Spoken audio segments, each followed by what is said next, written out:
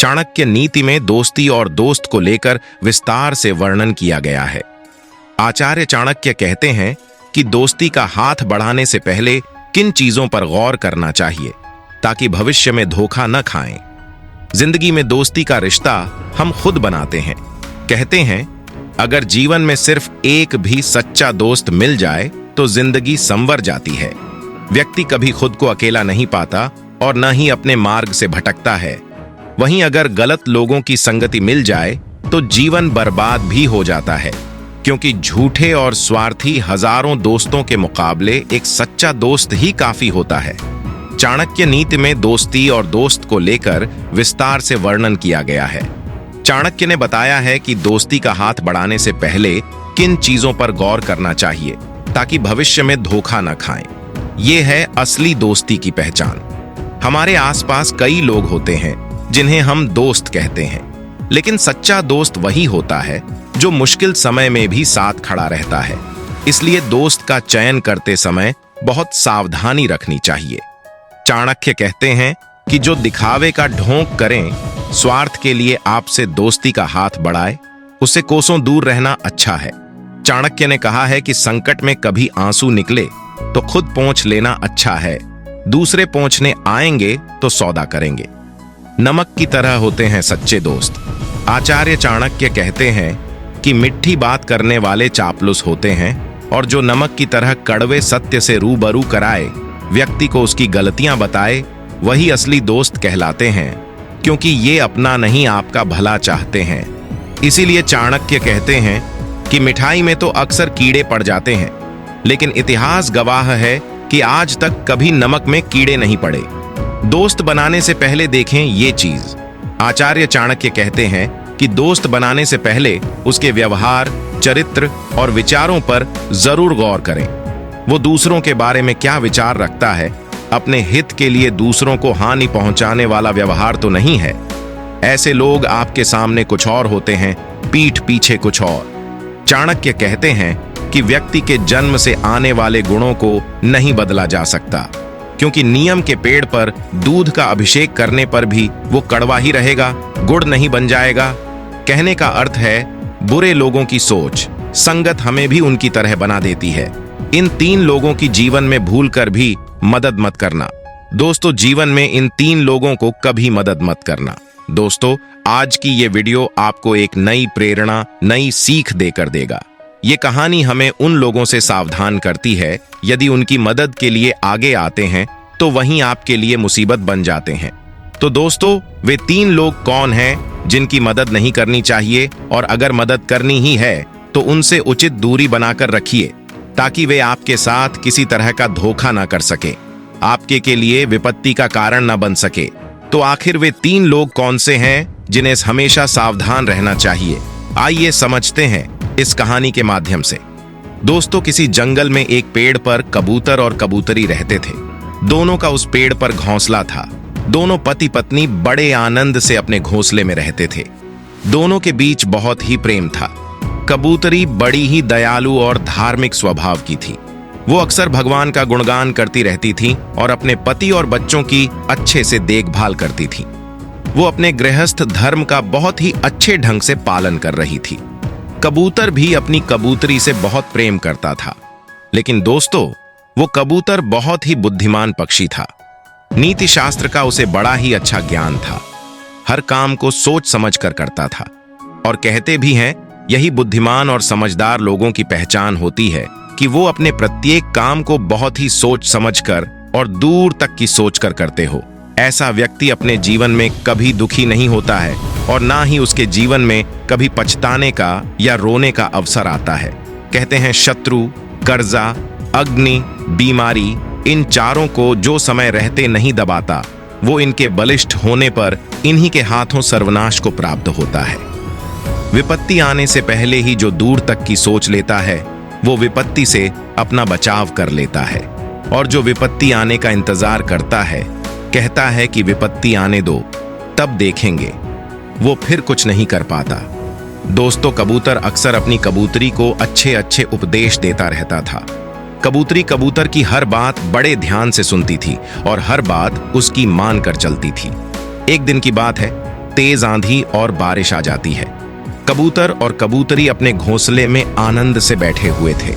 तभी कुछ देर के बाद बारिश में भीगता हुआ एक कौवा आता है और कबूतर के घोंसले के पास आकर कबूतर और कबूतरी से कहता है, हे कबूतर भाई, मुझे अपने घोंसले में थोड़ी देर के लिए शरण दे दो। बारिश रुकने के बाद मैं यहां से चला जाऊंगा। दोस्तों, आंधी और बारिश का वो मारा कौवा जब कबूतर और कबूतरी से उनके घोंसले में ठहरने की बात कहता है तो उसकी दयनीय दशा को देखकर कबूतरी को उस पर तरस आ जाता है। कबूतरी अपने पति कबूतर से कहती है, हे स्वामी, ये कौवा मुसीबत का मारा है। बेचारा बारिश के थपेड़े खाकर कितना परेशान हो गया है। एक काम करते हैं, इसे थोड़ी देर के लिए अपने घोंसले में ठहरने देते हैं। बारिश रुक जाएगी तो ये यहां से चला जाएगा। कहते यदि कोई दीनहीन मुसीबत का मारा अपने द्वार पर आता है तो उसकी मदद जरूर करनी चाहिए, यही धर्म है। कबूतरी की बात सुनकर कबूतर कहता है, हे प्रिय, मैं तुम्हारी भावना की कदर करता हूं। वास्तव में तुम एक नेक दिल वाली हो। दीनहीन प्राणियों पर दया करनी चाहिए, लेकिन हर एक प्राणी पर दया भी नहीं करनी चाहिए, क्योंकि कुछ लोग बड़े धूर्त और दुष्ट किस्म के होते हैं। वे दया करके शरण देने वाले को ही नुकसान पहुंचाते हैं। इसलिए पहले ऐसे लोगों के बारे में खूब सोच परख लेना चाहिए। कौवा बड़ा ही दुष्ट और धूर्त प्राणी होता है। अगर इसको हमने अपने घोंसले में ठहरने दिया तो हो सकता है कि वो हमारे घोंसले को या हमको देखकर नियत खराब कर बैठे। इसलिए उससे दूर ही रहना ठीक है। ऐसे लोग अक्सर उंगली पकड़कर पोछा पकड़ लेते हैं। फिर कबूतरी कहती है, लेकिन हे स्वामी, सभी लोग धूर्त नहीं होते हैं। फिर कबूतर कहता है, हे प्रिय, मैं तुम्हें एक कहानी सुनाता है, फिर तुम्हें सब समझ में आ जाएगा कि कौन से लोग धूर्त होते हैं, कौन से लोग नहीं हैं। इस कहानी से तुम्हें सब समझ में आ जाएगा कि ऐसे लोगों की मदद क्यों नहीं करनी चाहिए। जरा ध्यान से सुनो। तब वो कबूतर अपनी कबूतरी को एक कहानी सुनाता है और कबूतरी अपने पति कबूतर की बात को बड़े ही गौर से सुनती है। कबूतर कहता है, हे प्रिय, बहुत समय पहले की बात है। किसी राज्य में एक राजा और रानी रहते थे। राजा के घर में किसी बात की कोई कमी नहीं थी। धन के भंडार भरे हुए थे। रानी भी बहुत सुख से रह रही थी। राजा और रानी भगवान शिव के बहुत बड़े भक्त थे। दोनों को किसी तरह का कोई दुख नहीं था, परंतु एक दुख उनके जीवन में सबसे बड़ा था। राजा और रानी के अभी तक कोई संतान नहीं हुई थी। प्रजा में भी राजा और रानी को लेकर काफी बातें हुआ करती थीं कि ये राजा बहुत दयालु स्वभाव का है। ये रानी जाने कौन सा पाप करके आई है जो अभी तक इसकी कोख से कोई संतान नहीं हुई। ऐसा राजा का हमें सुबह शाम दर्शन करने पड़ते हैं। राजा और रानी का मुंह देख लो तो हमें दिन भर भोजन करने को नहीं मिलता है। ऐसे राजा के राज्य में भी रहना पाप है। प्रजा की ये बातें राजा और रानी को भी सुनने को मिलती है तो सुनकर उन्हें बड़ा दुख होता है। सोचने लगे, हे परमात्मा, ये हम क्या सुन रहे हैं? संतान देना और ना देना तो ये विधाता के हाथ में है, इसमें हमारा क्या दोष है? राजा रानी भगवान शिव के मंदिर में जाकर रोज यही प्रार्थना करते हैं, हे परमात्मा, चाहे तुम हमें एक बेटी ही दे दो, लेकिन इस कलंक से हमें बचा लो। इधर जब प्रजा की इन बातों से रानी ज्यादा आहत हो जाती है तो राजा उसे समझाता है, हे प्रिय, समाज के लोग अगर कहते हैं, अपमान करते हैं तो करने दो। इसमें हम और आप क्या कर सकते हैं? जब तक भगवान की मर्जी नहीं होगी, भगवान शिव की कृपा होगी तो हमारी मुराद एक ना एक दिन अवश्य पूरी हो जाएगी। ज्यादा चिंता करने से कुछ नहीं होगा। दोस्तों, इस प्रकार से समाज के अपमान को भुलाकर राजा और रानी भगवान शिव की भक्ति में लीन हो जाते हैं। इधर देवर्षि नारद भ्रमण करते हुए धरती पर आए और उसी राज्य से होकर गुजरने लगे। तब उन्होंने राजा और रानी की ओर देखा तो वे समझ गए कि यहाँ का राजा और रानी संतान के लिए बहुत दुखी है। ये देखकर नारद जी कैलाश पर्वत पर जाते हैं और भगवान शिव को राजा और रानी के बारे में बताते हैं कि हे प्रभु, आज मैं अपनी आंखों से देखकर आ रहा हूं कि पृथ्वी पर एक राजा और रानी आपके बड़े भक्त हैं, जो रात दिन आपकी भक्ति में अपना जीवन व्यतीत कर रहे हैं, और फिर भी आपके भक्त एक संतान के लिए दुखी है। हे प्रभु, आप ऐसा क्यों करते हैं? जो भक्त आपकी भक्ति करते हैं, आप उनको ही दुखी और अपमानित क्यों करवाते हैं? भगवान शिव बोले, हे नारद जी, विधि के विधान को कोई नहीं बदल सकता। सब अपने अपने कर्म का फल पाते हैं और जो समय निर्धारित है उस समय से पहले ना किसी को कुछ मिलता है और ना किसी को कुछ जाता है। फिर नारद जी बोले, प्रभु बात तो आपकी ठीक है, किंतु ऐसी धन माया का क्या लाभ जिसका कोई उपभोग करने वाला ना हो। यदि आप उन्हें एक संतान दे देते तो आपके खजाने में कमी नहीं आएगी। ये बेचारी समाज के लोगों के तानों से, अपमान से बहुत दुखी रहती है। नारद की बात को सुनकर के भगवान शिव कहते हैं, हे देवर्षि नारद, ज्यादा परेशान मत हो। उस रानी के एक पुत्री होगी और आश्चर्यचकित करने वाली बात यह होगी कि उस कन्या का विवाह एक मुर्दे के साथ में होगा। दोस्तों, ये बात सुनकर के नारद बड़े हैरान हो जाते हैं कि एक लड़की का विवाह एक मुर्दे के साथ में, ये तो और भी विचित्र कहानी है। नारद ने कहा, चलो जो भी हो, कम से कम उनके घर में संतान तो हो ही जाएगी। इस प्रकार नारद जी वहां से चले जाते हैं। धीरे धीरे समय गुजरता है।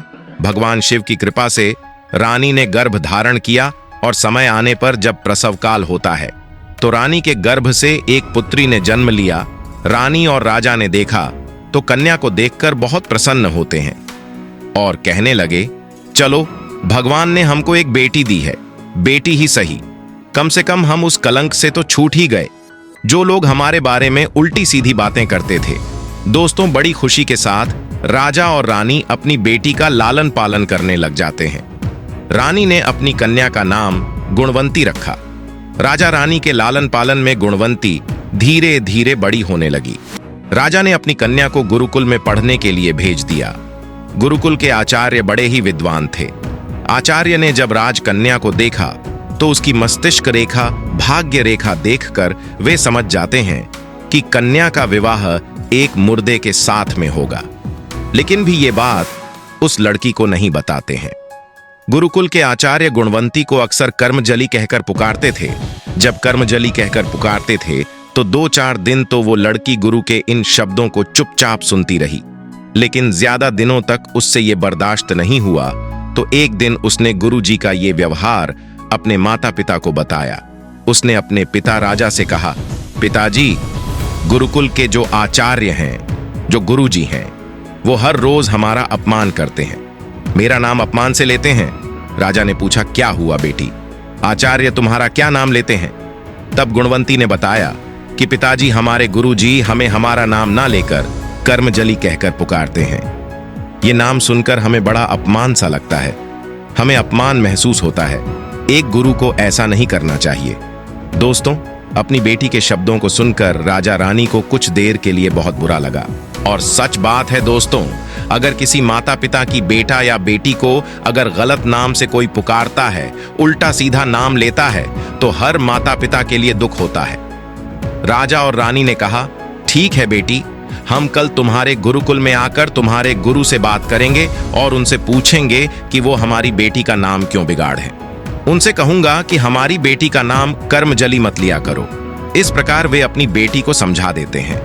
अगला दिन जब होता है, इधर गुणवंती जब अपने गुरुकुल में पढ़ने को जाती है तो कुछ देर बाद उसके माता पिता यानी कि राजा और रानी गुरुकुल में जाते हैं और गुरुकुल के आचार्य से मिलते हैं और कहते हैं, हे गुरुवर, आपने हमारी बेटी का नाम कर्मजली क्यों रख दिया है?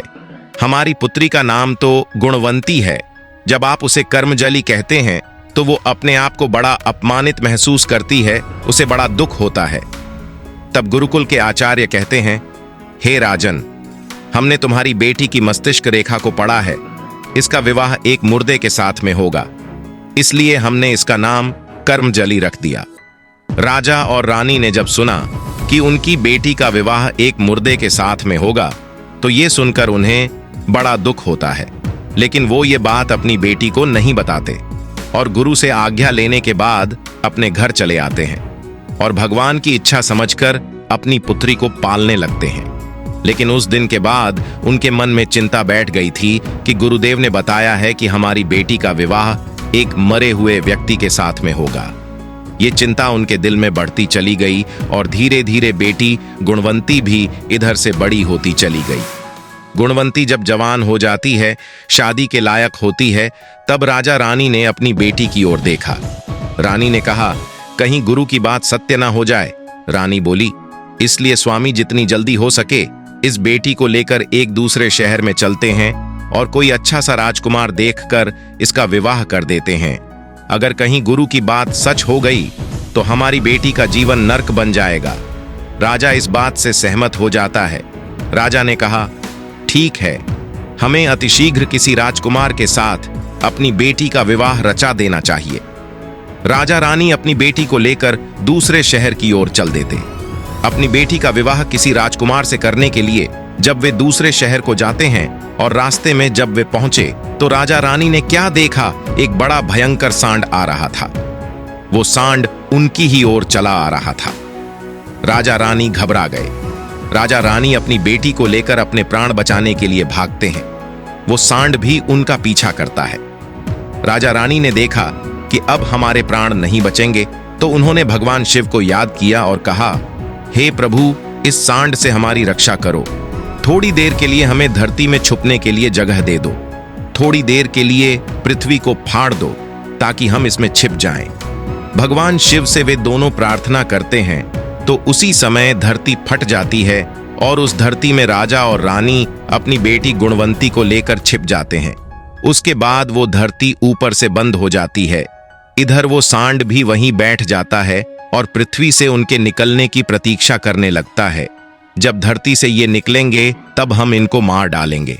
बहुत समय तक प्रतीक्षा करता रहा, लेकिन जब वे नहीं निकले तो सांड वहां से चला गया। इधर बहुत देर बाद रानी ने फिर अपने भगवान शिव से प्रार्थना की कि हे प्रभु, अगर वो सांड चला गया हो तो हमें धरती से बाहर निकालो। इतना कहने के बाद में धरती खुल जाती है और राजा रानी अपनी बेटी को लेकर फिर से बाहर निकल आते हैं। उसके बाद में वो वहां से आगे के लिए चलने लगते हैं। चलते चलते उन्हें एक जगह शाम हो जाती है। जिस जगह में पहुंचे थे वो नगर से बाहर एक सुनसान स्थान था। रात होने पर वे छिपने के लिए इधर उधर जगह ढूंढने लगते हैं कि कहीं कोई मकान देखा जाए। दोस्तों, तब तक उनकी एक नजर एक महल के ऊपर जाती है। रात्रि हो चुकी थी। राजा रानी ने विचार किया, चलो, एक महल दिखाई दे रहा है, हमें इस महल में आज की रात गुजारना चाहिए और अगले दिन आगे के लिए प्रस्थान करेंगे। दोस्तों, अपनी बेटी को लेकर राजा रानी उस महल के पास में पहुंचे। महल के दरवाजे पर जाकर खड़े हो जाते हैं। महल का जो द्वार था वो द्वार बंद था।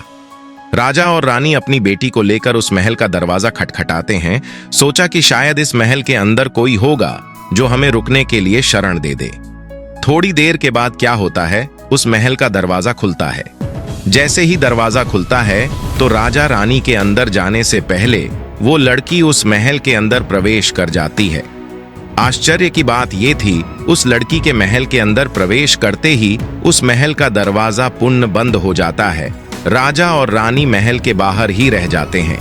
ये देखकर राजा और रानी बड़े चिंतित होते हैं और बार बार दरवाजा खटखटाते हैं और कहते हैं, बेटी, दरवाजा खोलो। उधर अंदर से गुणवंती दरवाजा खोलने का बहुत प्रयास करती है, लेकिन दरवाजा नहीं खुलता है। अब तो राजा और रानी वहीं दरवाजे पर बैठकर उसके खुलने का इंतजार करने लगते हैं और मन में बड़े बेचैन होते हैं कि पता नहीं इस महल में कौन रहता है और हमारी बेटी के साथ पता नहीं क्या करेगा। वे बार बार भगवान शिव से प्रार्थना करते हैं कि हे प्रभु, हमारी बेटी की रक्षा करना। दोस्तों, वे दोनों अपनी बेटी की उम्मीद में दरवाजे पर बैठे रहते हैं कि दरवाजा खुलेगा, हमारी बेटी निकलेगी और हम अपनी बेटी को लेकर आगे के लिए जाएंगे। दोस्तों, इधर कर्मजली उसी महल के अंदर बंद है। उसने देखा कि महल के अंदर बड़ी सुंदर सुंदर फुलवारी खड़ी है जिस पर सुंदर सुंदर फूल लगे हुए हैं। बहुत ही सुंदर महल था। उस महल के अंदर खाने पीने की सारी सामग्री मौजूद थी। जगह जगह महलों में सुंदर सुंदर पलक पड़े हुए थे। ऐसा लगता था जैसे इस महल में कोई राजा रहता है, लेकिन गुणवंती को उस महल के अंदर कोई भी नजर नहीं आता है। जब कोई दिखाई नहीं देता है तो वो लड़की बहुत घबरा जाती है। उस कर्मजली को उस महल के अंदर भूख लगने लगती है। अब उस महल के अंदर भोजन तलाश करने में लग जाती है। उसने देखा कि एक चूल्हा रखा हुआ था। सोचा कि चलो इसी चूल्हे पर कुछ खाने को पकाते हैं। जैसे ही वो चूल्हे के पास में पहुंची तो चूल्हे में कुछ राख पहले से भरी हुई थी। गुणवंती अपने हाथों से चूल्हे की राख साफ करती है। तभी एक ऐसा हवा का झोंका आता है, उस चूल्हे से कुछ राख उड़कर गुणवंती की मांग में भर जाती है। और वो राख एकदम सिंदूर में बदल जाती है। जब उसने देखा कि उसकी मांग सिंदूर से भर गई है तो वो भागकर दरवाजे पर पहुंचती है। दरवाजा तो पहले से ही बंद था। उसने आवाज देकर अपने माँ बाप को बताया, जो दरवाजे पर बैठे उसके निकलने का इंतजार कर रहे थे। उसने बताया कि पिताजी, अभी अभी मैं अपने खाने की व्यवस्था कर रही थी चूल्हे से। जब मैंने राख हटाई तो वो राख मेरी मांग में भर गई और वो एकदम सिंदूर में बदल गई। बेटी की बात सुनकर राजा रानी विचार करने लगते हैं कि लगता है आचार्य की बात सच हो गई है, कर्म की गति बड़ी प्रबल है। फिर राजा ने कहा, बेटी जरा देखो तो अंदर कोई है तो नहीं, ध्यान से देखकर बताओ। गुणवंती अंदर महल में जाकर के देखने लगती है। बहुत देर तक इधर उधर देखती रही। तब उसने क्या देखा कि एक मुर्दा पड़ा हुआ है जिसके ऊपर घास उगी हुई है। उसने आकर सारी बात अपने पिता को बताई कि पिताजी, यहाँ कोई इंसान तो नहीं है, परंतु एक मरा हुआ व्यक्ति पड़ा है। उसके शरीर पर घास जमी हुई है। मुर्दे का नाम सुनते ही राजा रानी समझ जाते हैं कि गुरुजी की बात सत्य हो गई है। फिर राजा रानी ने कहा, बेटी अब हम कुछ नहीं कर सकते, तुम्हारे भाग्य में यही लिखा था। गुरुकुल के आचार्य तुम्हें कर्मजली इसीलिए कहते थे। उन्होंने हमें बताया था कि गुणवंती का विवाह एक मुर्दे के साथ होगा। ये बात हमने तुम्हें नहीं बताई थी और तुम्हारा विवाह करने के लिए ही हम दूसरे राज्य जा रहे थे, ताकि तुम्हारा किसी राजकुमार से विवाह हो जाए और वो भविष्यवाणी झूठी हो जाए। लेकिन कहते हैं विधाता के लेख को कोई बदल नहीं पाता। बेटी, तुम्हारी किस्मती तुम्हें यहां पर लेकर आई है। अब हम कब तक तुम्हारी प्रतीक्षा करेंगे? इसलिए हमने निश्चय किया है कि तुम्हारे भाग्य पर छोड़कर तुम्हें अपने राज्य को हम वापस जा रहे हैं। तुम अपने भाग्य के साथ यहीं पर रहना। अगर किस्मत में सुख होगा तो तुम्हें यहीं पर सारे सुख प्राप्त हो जाएंगे। दोस्तों, इस प्रकार राजा और रानी वहां से अपने नगर को लौट जाते हैं। इधर गुणवंती उसी महल में रहती है और उसमें जो मुर्दा था उसके ऊपर जो घास उगी हुई थी, गुणवंती उस घास को धीरे धीरे साफ करने लगती है। एक दिन ऐसा होता है कि उसने सारे शरीर की घास साफ कर दी। मुर्दे के ऊपर जमी हुई जितनी घास थी वो सारी घास हटा दी। केवल आंखों पर थोड़ी सी घास बची थी। जब उस मुर्दे का पूरा शरीर साफ हो जाता है तब उसने देखा कि अचानक से उस महल का दरवाजा खुल जाता है। वो भागकर द्वार पर आती है, लेकिन वहां उसके माता पिता मौजूद नहीं थे। द्वार पर कोई नजर नहीं आता है। अब वो लड़की उस मुर्दे के साथ उसी महल में अकेली रहती है। वहां उससे कोई बातचीत करने वाला भी नहीं था। धीरे धीरे कुछ दिन वहीं बीत जाते हैं। एक दिन उसके द्वार पर एक भिखारी स्त्री आती है। वो स्त्री बहुत दुखी थी। उसने गुणवंती से कहा, बहन, मैं बड़ी ही लाचार स्त्री हूं। मेरा इस दुनिया में कोई नहीं है। मेरा पति मुझे जवानी में ही छोड़कर चला गया। अपना पेट पालने के लिए भीख मांगकर गुजारा करती हूं। दोस्तों, उस भिखारी स्त्री की दुख भरी कहानी सुनकर गुणवंती को उस पर दया आ जाती है। गुणवंती सोचती है कि मैं तो वैसे भी इस महल में अकेली ही रहती हूं, क्यों ना मैं इस भिखारी को अपने साथ महल में रख लूं, तो मेरा भी समय आसानी से कट जाएगा और इसको भी भोजन वस्त्र आदि की सुविधा हो जाएगी। दोस्तों, गुणवंती ने उस भिखारिन को अपने उसी महल में दासी के रूप में रख लिया। सोचा कि कुछ ना कुछ काम करती रहेगी। इस प्रकार गुणवंती उस भिखारिन को अपने महल के अंदर बुलाकर ले जाती है और जो वो फटे पुराने वस्त्र पहने हुए थे उससे कहती है कि अपने कपड़े निकाल दो और नए कपड़े उसे लाकर देती है। उस भिखारी स्त्री की भी जिंदगी बड़े आनंद से उस महल में बीतने लगती है। वो दासी बनकर के गुणवंती के साथ रहने लगी। दोस्तों, धीरे धीरे इस तरह से बहुत दिन बीत जाते हैं। वे हमेशा उसी महल के अंदर रह रही थीं। एक दिन जब वो बाहर घूमने के लिए निकली तो उसने देखा कि बाहर बहुत अच्छा लगा। अगले दिन उसने अपनी दासी से कहा कि मैं भगवान शिव के मंदिर में पूजा करने के लिए जा रही हूं। काफी दिन से मैं इस महल से बाहर नहीं गई हूं। आज मैं भगवान शिव के मंदिर जा रही हूं और इस महल का द्वार खुला है। उसने अपनी दासी से कहा कि तुम यहीं पर रहना और एक बात का ध्यान रखना, ये जो मुर्दा पड़ा है तुम पूरे घर की साफ सफाई करना, लेकिन इस मुर्दा की आंखों से घास मत साफ करना। इतना कहने के बाद में कर्मजली भगवान शिव की पूजा करने के लिए महल से बाहर मंदिर की ओर चली जाती है। इधर उस दासी ने घर की साफ सफाई की। अब जो कर्मजली उससे कहकर गई थी कि इस मुर्दे की आंखों से घास मत हटाना, लेकिन मित्रों, वो दासी इस बात को भूल जाती है। उसने जाकर मुर्दे की आंखों की घास साफ कर दी। अब तो मित्रों, जैसे ही उसने उस मुर्दे की आंखों से घास हटाई तो मुर्दा एकदम से सुंदर राजकुमार के रूप में जीवित हो उठा। अब वो मुर्दा नहीं था, बल्कि एक सुंदर राजकुमार बन गया था। उस राजकुमार ने उस दासी से कहा कि काफी दिनों से तुमने हमारी सेवा की है, इसलिए मैं तुमसे प्रसन्न हूं और मैं तुमसे अब जल्द ही विवाह रचाने वाला हूं।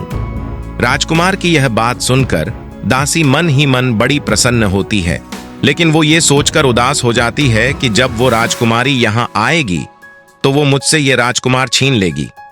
इसलिए उसने राजकुमार को पहले ही बता दिया कि राजकुमार, हमारे महल में हमारे साथ एक हमारी दासी रहती है। वो इस समय मंदिर गई है। अगर वो आ जाए तो उसे देखकर उस पर नियत खराब मत करना। वो हमारी दासी है। राजकुमार ने कहा, नहीं प्रिय, ऐसा कदापि नहीं होगा। तुमने हमारी सेवा की है तो हमारे ऊपर अब तुम्हारा ही अधिकार है। ये सुनकर दासी मन ही मन बहुत खुश होती है। सोचने लगी, भगवान ने हम पर विशेष कृपा की है। पति रूप में हमें इतना सुंदर राजकुमार मिल गया। उसके अंदर खुशी का कोई ठिकाना नहीं था। उधर दोस्तों, मंदिर से जब कर्मजली लौटकर आती है और उसने महल के अंदर एक सुंदर राजकुमार को देखा तो वो समझ गई कि मैंने इस दासी से मना किया था कि आंखों की सफाई मत करना, लेकिन इसने वही किया। वो आकर उस दासी को डांटने लगती है। कहने लगी, हे दासी, मैंने तुमसे मना किया था और तुमने जानबूझकर वही काम किया है। तुमने ऐसा क्यों किया? उस समय राजकुमार अपने कक्ष में सो रहा था। वो ये नहीं समझ पाया कि मेरी पत्नी तो गुणवंती है। इस दासी ने उसके साथ धोखा किया है। दोस्तों, दासी ने राजकुमार को पहले ही कह दिया था कि दूसरी जो स्त्री इस महल में रहती है वो मेरी दासी है, इसलिए राजकुमार उसको भाव नहीं देता था। वो दासी हर समय राजकुमार को भरती रहती थी कि वो अपनी दासी है, उसके पास मत जाना। राजकुमार भी कभी गुणवंती की तरफ आंख उठाकर नहीं देखता था। धीरे धीरे कुछ समय और बीत जाता है। एक दिन राजकुमार ने उस दासी से कहा कि मैं अपने विवाह का कुछ सामान खरीदने के लिए शहर में जा रहा हूं और तुम्हें कुछ चाहिए हो तो बता दो, मैं उधर से लेते हुए आऊंगी। दासी कहने लगी कि राजकुमार, हमें क्या चाहिए? यहां किसी बात की कमी नहीं है। इस महल में हर चीज की व्यवस्था है। मुझे कुछ नहीं चाहिए। आप अपने विवाह का सामान खरीद लाइए। दोस्तों, उसके बाद में जब वो राजकुमार शहर के लिए अपने विवाह का सामान खरीदने के लिए चल देता है तो उसकी नजर गुणवंती पर पहुंच जाती है। उसने देखा कि एक बड़ी ही सुंदर स्त्री हमारी होने वाली रानी की दासी है। चलो इससे भी कुछ पूछ लेते हैं, इसके लिए भी कुछ बाजार से लेते आएंगे। राजकुमार कहने लगा कि तुम्हें कुछ चाहिए हो तो बता दीजिए, हम शहर जा रहे हैं, उधर से आएंगे तो लेते आएंगे। हम अपने विवाह का सामान खरीदने जा रहे हैं। कल हम अपनी रानी के साथ शादी रचाएंगे। ये सुनकर गुणवंती के पैरों के तले जमीन खिसक जाती है। सोचने लगी कि इस दासी ने तो हमारे साथ बहुत बड़ा धोखा कर दिया है, लेकिन वो उस समय चुप रहती है। उसने राजकुमार से कहा कि यदि तुम हमारे लिए कुछ लाना चाहते हो तो बाजार से एक कठपुतली ले आना।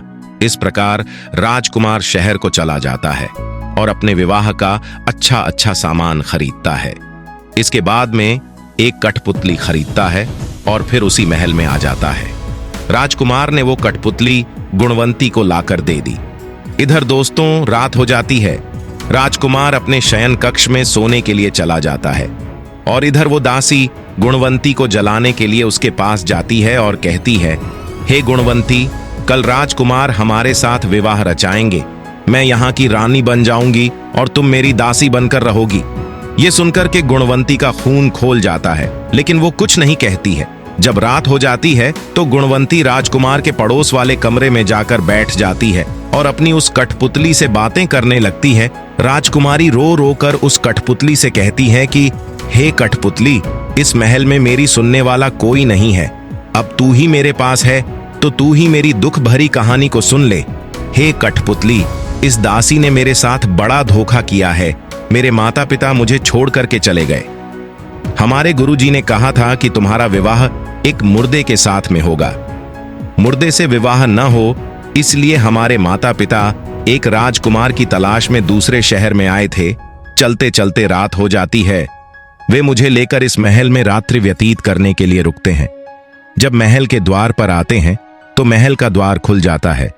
मैं अपने माता पिता के अंदर प्रवेश करने से पहले मैं महल में दाखिल हो जाती हूँ। तभी महल का दरवाजा बंद हो जाता है। दरवाजे पर बैठकर मेरे माता पिता मेरी प्रतीक्षा करने लगते हैं, लेकिन दरवाजा नहीं खुलता है। उसके बाद मुझे भूख लगने लगी थी। कुछ खाना बनाने के लिए मैं एक चूल्हे के पास गई। उस चूल्हे में कुछ राख पड़ी हुई थी। जब मैंने उस राख को हटाया तो वो राख उड़कर मेरी मांग में भर गई और वो सिंदूर बदल गई।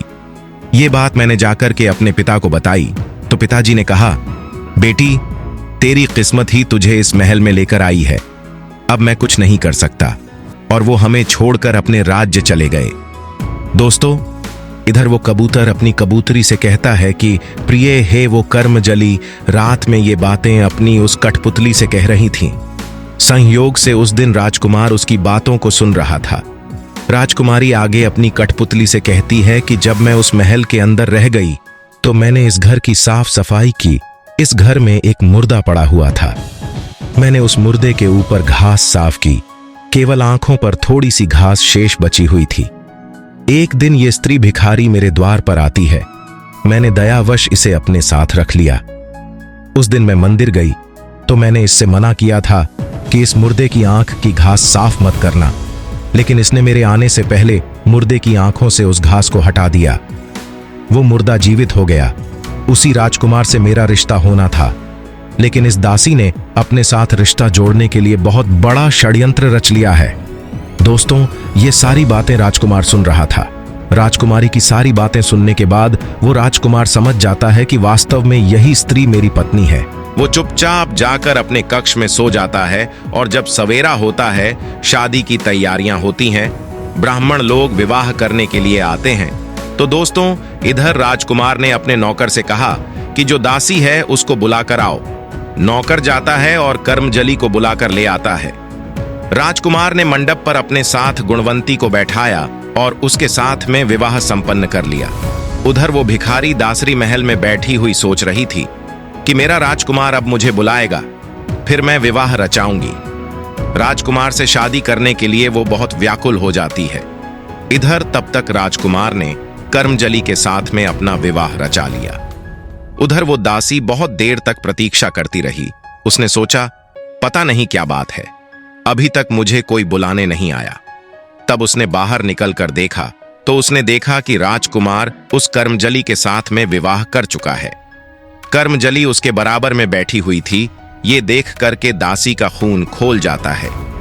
दासी राजकुमार पर चिल्लाती हुई कहती है, हे राजकुमार, ये तुमने क्या किया? इस दासी से विवाह कर लिया। तुम तो हमारे साथ विवाह करने वाले थे। तब राजकुमार ने उस दासी को डांटते हुए कहा, अरे दासी, तूने हमारे होने वाली रानी के साथ गद्दारी की है। तू सड़क पर दर दर की भीख मांग रही थी।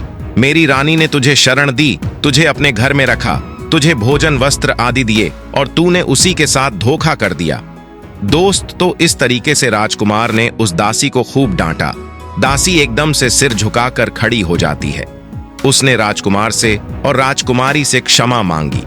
दासी जब रोने लगती है तब राजकुमार उसे समझाता है कि हे दासी, भगवान शिव ने हमारा विवाह गुणवंती के साथ ही लिखा था। किसी श्राप के कारण मैं मुर्दा बन गया था। तेरे आने से पहले मैं ही गुणवंती की मांग में सिंदूर भरकर उसे अपनी पत्नी स्वीकार कर चुका था। मेरी रानी ने तुझको शरण दी तो तू इस बात का फायदा उठाना चाहती है। तुझे उंगली क्या पकड़ाई? अब तू तो पूरे महल पर मुझ पर कब्जा करना चाहती है। किसी ने सच कहा है कि इन 3 लोगों को कभी उंगली नहीं पकड़ानी चाहिए, वरना ये पूरा ही कब्जा करने की सोचते हैं। नंबर 1, जो व्यक्ति जल में डूबता हो उसे कभी जल में घुसकर उंगली नहीं पकड़ानी चाहिए, वरना वो आपके ऊपर ही चढ़ जाएगा। डूबते व्यक्ति को बचाने के लिए किसी लकड़ी, रस्सी या डंडे का सहारा लेना चाहिए। यानी कि यदि स्वयं विपत्ति में नहीं पड़ना चाहते हो तो उससे उचित दूरी बनाकर ही उसकी रक्षा करें, उसकी मदद करें। नंबर 2, जो स्वभाव से आपका शत्रु हो।